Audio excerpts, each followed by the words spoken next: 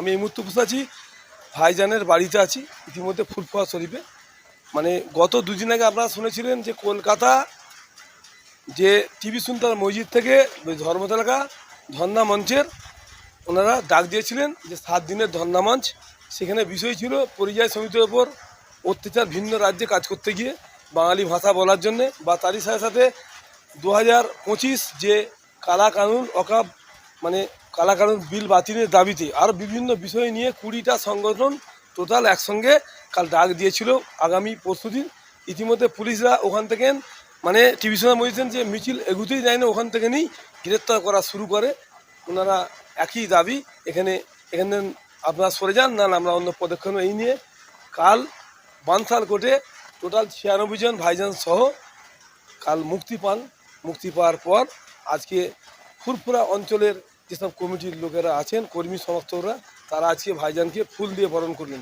কি বললেন? এটা ছিল যে আমাদের ধর্না মঞ্চ ছিল কেন্দ্রীয় সরকারের বিরুদ্ধে, যে কেন্দ্রীয় সরকার সংবিধান বিরোধী 2025 ওয়াকফ বিল লাগু করেছে, তার বিরুদ্ধে আমাদের লড়াই ছিল। তারপরে পরিযায়ী শ্রমিক, ভিন রাজ্যে পরিযায়ী শ্রমিককে যেইভাবে অত্যাচার হচ্ছে, আমিও বাস্তবে একটা পরিযায়ী শ্রমিক, আমার ওপরে ভিন্নভাবে যেমন বাঙালি বলার জন্য আক্রান্ত হতে হয়, কখনো মুসলিম বলে আক্রান্ত হয়। এই ইস্যু নিয়ে সেই দিন আমাদের ধর্না মঞ্চ ছিল। কিন্তু দুঃখের বিষয়, মমতা বন্দ্যোপাধ্যায় বিজেপির সাথে সেটিং করে চালাচ্ছে। একটাও বারও আমরা দেখলাম না যে ভিন রাজ্যের বাঙালিদের ওপরে যে অত্যাচার হচ্ছে, মমতা বন্দ্যোপাধ্যায় একবারও যে কোনো একটা দিল, কড়া স্টেপ নিল না। যে রাজ্যগুলোতে বাঙালিদের ওপরে অত্যাচার হচ্ছে সেইটা বিজেপি শাসিত।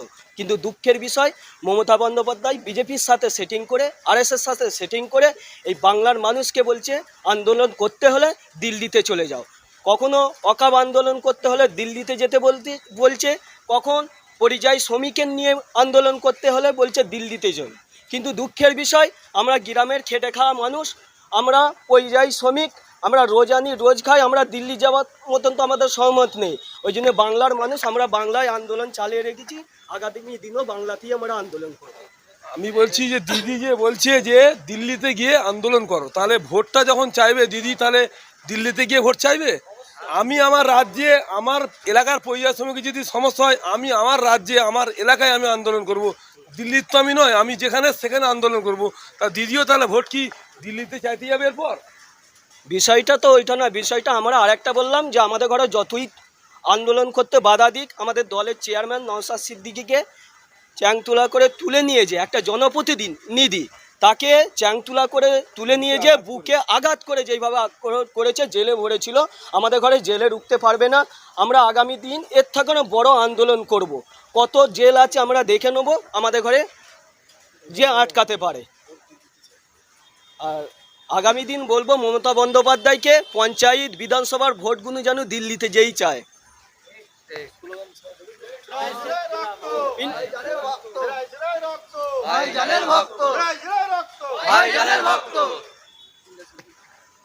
ইন্ডিয়ান সেকুলার ফ্রন্ট জিন্দাবাদ, নওশাদ সিদ্দিকী জিন্দাবাদ।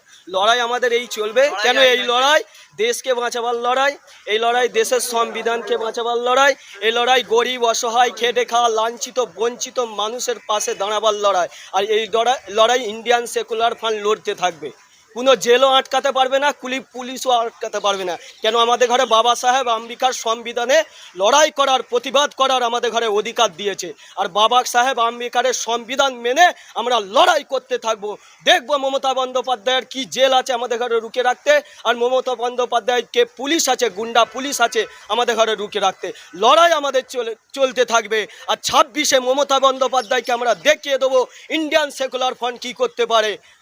এর জবাব 26-এ ভোটের মাধ্যমে দিতে হবে।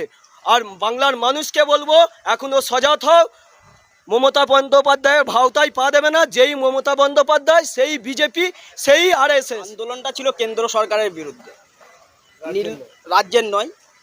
ওয়াকফ আন্দোলন ছিল। দিল্লিতে দাদা বসে আপনার আইন তৈরি করছে, এখানে দিদি সেই আইন রক্ষা করছে। দাদা দিদির সেটিংয়ের ব্যাপার, সেটা আমরা সকলে বুঝতে পারছি।